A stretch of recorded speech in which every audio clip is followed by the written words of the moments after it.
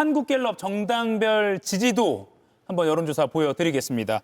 보시면 더불어민주당은 40%대 유지하고 있고요. 국민의힘도 20%대 중반을 유지한다라고 말씀드릴 수가 있는 것 같은데 최근 4개 주를 보면 24, 24, 24, 24입니다. 벗어나질 못하고 내려가지도 않고 24에서 그냥 머물고 있습니다.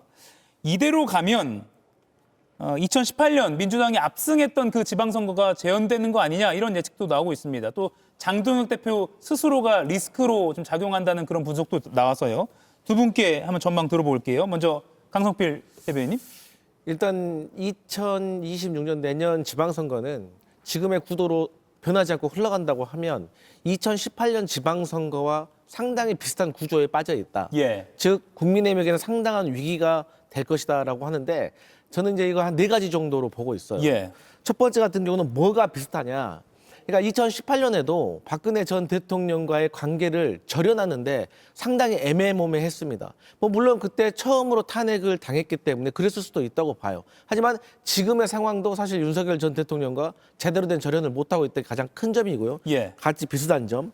그 두 번째로는 당시에 자유한국당 대표가 홍준표 대표였습니다. 그때와 지금 국민의힘의 장동혁 대표가 상당히 비슷해요. 뭐가? 거친 말투. 그리고 말실수. 특히나 지금 장동혁 대표 보면 연설 올라가시잖아요. 저 눈빛, 발성, 단어 상당히 이게 거북합니다. 그리고 마지막 세 번째는 예. 그때는 이제 박근혜 전 대통령을 비판하는 분도 있지만 최순실 씨를 상당히 비판했습니다. 지금도 윤석열 전 대통령을 비판하는 동시에 김건희 씨를 더 비판합니다. 이게 절연을 할 수 없는 또 애매모매한 지점이기도 해요. 예. 마지막으로는 당시에도 자유한국당은 문재인 대통령 때리기에 여념이 없었습니다. 하지만 지금 국민의힘을 보고 있으면 지난 총선부터 대선을 거치면서 계속해서 일관적으로 새로운 전략 대신에 이재명 대통령 때리기로 일관하고 있기 때문에 저는 이게 2018년의 악몽이 국민의힘에게 재현될 수 있다. 예. 이렇게 4가지로 정리할 수 있겠습니다. 이재명 정부 6개월을 맞아연 국민의힘 국정평가회의. 장동혁 대표가 내란몰이 광란의 폭주를 멈추라며 포문을 열었지만 이어서 마이크를 잡은 윤한홍 정무위원장은 전혀 다른 목소리를 냈습니다. 대통령 지지율이 60% 가까이 갑니다. 우리 당 지지율은 꽈락 수준에서 변동이 없습니다. 왜 그렇겠습니까? 우리 당에 대한 비판, 우리가 비판할 자격을 갖추지 못했다고 판단하는 그런 국민들이 더 많기 때문입니다. 윤석열 정권 시절 대표적인 친윤 인사이자 명태균 게이트 당시 명씨 회유 의혹까지 제기됐던 윤 의원이 돌연 태도를 바꾼 겁니다. 어이없는 계엄을 하고 상상할 수 없던 일이었죠. 그런데 그런 비상계엄에 대해서 잘못했다는 인식을 아직도 갖고 있지 못하다 하는 그런 평가를 우리가 받고 있는 것입니다. 옆에서 심기가 불편하다는 기색을 나타내는 의원도 있었지만 윤 의원의 발언은 계속됐습니다. 장동혁 대표의 리더십이 흔들리는 것 아니냐는 평가가 나오기 시작한 가운데 돌출된 장면입니다. 비상계엄 1년인 지난 3일 장 대표는 비상계엄은 의회 폭거에 맞서기 위한 것이었다. 이재명 정권을 향한 레드카드를 외쳤지만 투톱격인 송원석 원내대표는 원내 지도부 의원들과 함께 사과회견을 열었습니다. 소속 정당 의원 25명도 계엄 주도 세력과 단절해야 한다는 메시지를 냈습니다. 이번에는 그 윤한홍 의원 얘기를 좀 하겠습니다. 윤한홍 그러면 우리가 그냥 친윤 이렇게 얘기했어요. 완전 친윤. 그러니까 윤한홍이라는 의원의 캐릭터는 다른 설명이 뭐 크게 나는 없습니다. 윤한홍 하면 그것만 생각나요. 명태균 때 들었던 그 김건희의 말. 어허. 윤한홍은 도지사 나가 욕심이 없는 사람이에요. 도지사 안 나간대요. 내 옆에서 충성하는 게 제일 좋대요. 그러니까 네, 그 윤한홍. 그렇습니다. 그 윤한홍이 이 최근 국민의힘 상황에 대한 평가를 합니다. 예. 그러니까 오늘 회의에서 장동혁 대표가 있는 그 면전에서 한 이야기라고 해요. 비상계엄에 대해서 잘못했다는 인식을 아직도 갖지 못한다는 평가가 우리에게 있다. 똥 묻은 개가 겨 묻은 개를 비판하는 꼴이니 우리가 아무리 이재명 정부를 비판해도 국민 마음에 다가가지 못한다. 백약이 무효하다. 그러니까 장동혁 대표 앞에서 장동혁 대표한테 똥 묻은 개라고 얘기한 겁니다.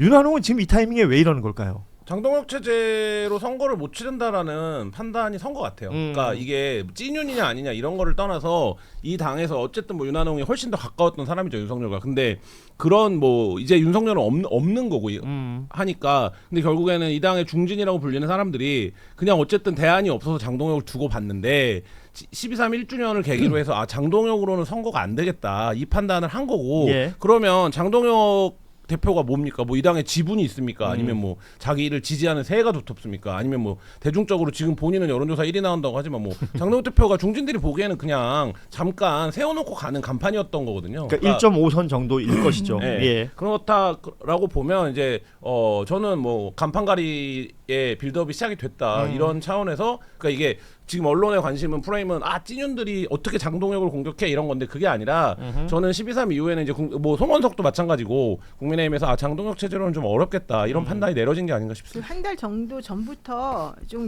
이 흐름이 거세게 움직여졌고요. 원래 처음에 장동혁 되고 난 다음에 한 달 정도는 좀 그분들이 좀 관망하는 자세를 이제 보였는데, 장동혁이 자꾸 자기 대선 주자라고 생각하면서 자꾸 이상한 프레임을 계속 끌고 예. 가는 게 너무 자기네들 입장에서는 이제 짜증난다 이랬다고 하더라고요. 그래서 영남권에서도 이제 이 사람으로는 안 되니까 이 비대위를 만들어야 되는 거 아니겠느냐라고 해가지고 지난번에 나왔던 25명의 그 재창당 수준의 뭐 그거 그렇죠. 그 얘기도 이제 그렇게 해서 나온 것이고, 그러니까 장동혁은 점점 더 고립되면서 나를 지지해줘라 이런 쪽으로 해서 더 극단적으로 나가게 되는 행동이었는데, 결국 비대위가 만들어질 것이고 이 지선에서는 장동혁 체제는 물러나게 될 것이라는 게 일반적인 그쪽 분들의 좀 생각인 것 같더라고요. 아니 장동혁이 주장하는 네. 윤 어게인, 이거는 친윤 어게인하고는 완전 다르네요. 다른 거죠. 그러니까 장동혁도 윤을 상징으로만 활용하는 거고 그런 것 같아요. 장동혁이 지금 보면 쌍수포자예요. 수포자. 네. 수도권 서울 선거 포기했고 수도권 정당 되기 포기한 사람처럼 굴잖아요. 장동혁은 그래서, 예. 그래서 밖에 나가서 자꾸 불량한 친구들하고만 어울리고 불량한 친구들. 이런 거잖아요. 그래요. 예. 근데 당내에서 보기에는 어쨌든 우리가 이번 선거 못 이길 것 같아. 못 이길 것 같아서 그냥 장동혁으로 한번 해보려고 그랬는데, 장동혁으로 하면 진짜 안 되겠다. 이 판단들이 지금 움직이는 것 같고, 저는 만약에 뭐 지금 일사불란하게 움직이고 있는 거잖아요. 뭐 송원석부터 시작해갖고 윤한홍 나왔고, 그러면 저는 장동혁이 대표가 그 지지 기반이 취약하기 때문에 오래 못 버틸 거라고 봅니다. 그러니까 지금 말씀하신 것처럼 그 소위 말하는 찐윤, 그리고 이제 언론에서 이제 언더 찐윤 이런 표현들도 지난번에 쓰곤 했었는데, 이들이 윤석열 털어내기의 작업은 확실히 시작된 것 같습니다.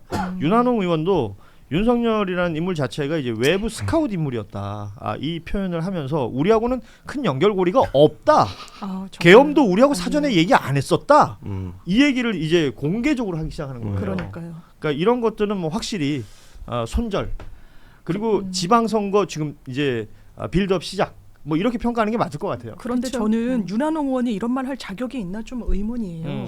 본인이 스카우트 하는데 같이 1등 공신 아니었습니까? 인사팀장이었죠. 그리고 그 이후에도 어떻게 보면 그 꽃길을 걸었던 거잖아요. 그 권력의 호가호위를 하면서. 근데 지금 와서 딱 메이크업하면서 난 이 사람이랑 손절한다고 얘기하는 거, 자기는 사과 안 합니까? 자기도 사과해야 되는 거예요. 그렇죠. 이걸 국민을 완전 호도하려고 든다. 그러니까 국민의힘에 정치하는 분들이 약간 어떤 지향점이나 가치를 공유한다는 인상을 못 받는 거예요. 그냥 오히려 자기의 정치 생명을 연장하는데 수단으로 외부에서 윤석열 이라도 데려오고, 이 쓰임새가 다 한 거예요. 그러니까 지금 와선 또 딴소리를 하고 대단히 무책임하다. 근데 네. 오늘자 조중동을 보면 저는 결국엔 윤한홍 유들이 이길 거라고 봅니다. 왜냐하면 장동혁이 너무 비상식적인데, 윤한홍이 오늘 하는 얘기는 정치인이 하는 얘기 같잖아요. 네. 그렇지. 정상적으로 들리잖아요. 네. 국민의힘에서도 이 정도 목소리 내는구나 라는 처럼 들리잖아요. 그러니까 윤한홍이 과거에 뭐였고, 윤한홍이 뭐 이력이 뭐였고 이런 걸 떠나서 야 그래 국민의힘에 그냥 들을 만한 얘기 하는 사람들이 그래도 하는 게 장동혁이 하는 것보다 낫지, 이 분위기로 보수 언론이 돌아서면 그 영향력을 우리가 과거에 비해서 굉장히 낮게 보지만 국민의힘의 주류들은 어쨌든 영향을 받거든요. 그러면 저는 그 부분에서는 오늘 윤한홍, 송원석의 뭐 그 25명 들어간 거, 윤한홍의 발언 이런 거 굉장히 부각시켜서 해주고 있기 때문에 그렇죠.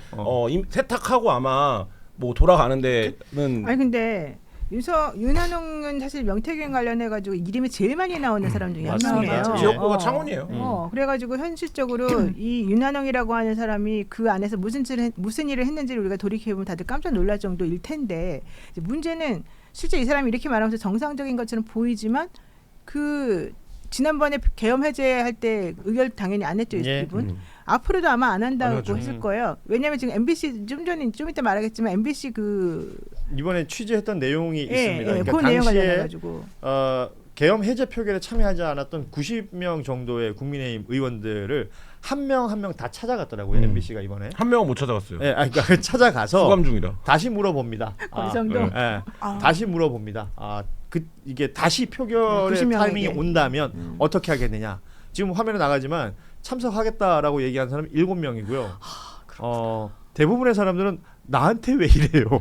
그리고 응답조차 하지 않고 도망갔던 사람들이 더 많았다. 그러니까 이런 게 이제 취재 내용이었습니다. 이번에 초대선이 25명이고 지난번에 계엄해제 표결했던 게 18이고 지금 7명 추가하면 25명이잖아요. 그렇죠. 그러니까요. 그러니까 전체 계엄에 대해서 국민의힘이 108명인가요?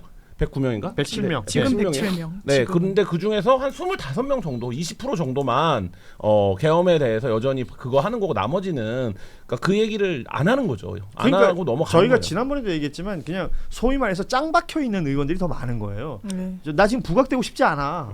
내 얘기 물으러 오지 마 기자들한테. 근데 나는 그게 사실은 우리 국민들도 내지는 그쪽에 계신 분들도 좀 반성해야 될 것 그렇죠. 같아요. 예. 왜냐하면 거기는 이렇게 역사적인 상황에서 자기가 제대로 된 정치적 판단을 하지 않아도 그 사람을 계속 다 두루두루 먹고 두루두루 사니까. 찍어주고 예. 찍어주고 계속 재선시키고 삼선시키고 하는 그렇죠. 이게 있다는 거잖아요. 근데 그렇게 되면 결국 역사라고 하는 게 발전될 수가 없고 대한민국이 큰일이 나더라도 이게 해결이 안 된다는 건데 이런 식으로 하면서 뭐라고 얘기를 하겠어요. 저는 그래서 실질적으로 이분들이 이제 영남권을 중심으로 해가지고 우리는 여기서는 무조건 1등이야. 뭐 대구시장도 마찬가지고 우리는 무조건 이쪽에서는 다 먹고 들어가. 이 생각이 바뀌지 않는 이상은 또 그걸 우리가 바꿀 수 있다는 걸 보여주지 않는 이상은 국민의힘의 이렇게 약간 이제 지역 뭐 당처럼 이렇게 지금 움직여지는 이 흐름을 사실 막기가 좀 어려워지지 않겠냐. 그러니까 저는 그러니까 장이 섰다.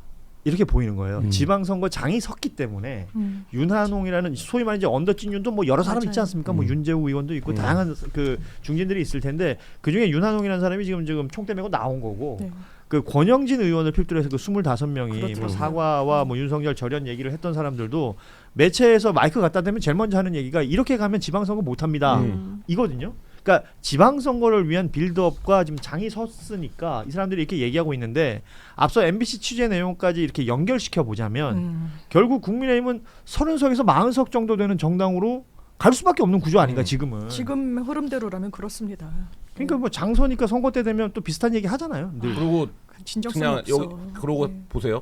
거기에 참여한 사람들 중에 우리가 이제 뭐 누구라고 거론하지 않더라도 한평생 정치를 하면서 개혁파, 쇄신파 이렇게 구분돼 본 적이 없는 한 번도 사람들인데 없는. 예. 난 별로 뭐 한 게 없는데 나오고 지금 당내 개혁파라고 하고 당내 쇄신파라고 하고 좋잖아요. 네. 이게 타이틀이 딱 네, 타이틀이. 이게 부가 나의 정치 역정이 이렇게 가는구나. 그런 생각을 할 수도 있다. 근데 저는 이게 선거철이 되어서 무언가 움직이는 것처럼 보이고 보수 언론 중심으로 이것이 굉장히 큰 뭐 모먼트가 되는 것처럼 이렇게 동의하기 어려워요. 만들어 나가는 일련의 과정들을 유권자들이 이제 더 속아서는 안 된다. 알아버렸다. 우리 노영희 변호사도 그 얘기 해주신 거지만 지금 이 판을 이렇게 읽을 줄 알아야 된다라는 얘기를 하면서 다음 이야기는 오늘 오후 2시부터 진행되고 있는 대법원 대회의실에서 진행되고 있는 전국 법원장 회의에 대한 네, 이야기를 하겠습니다. 네.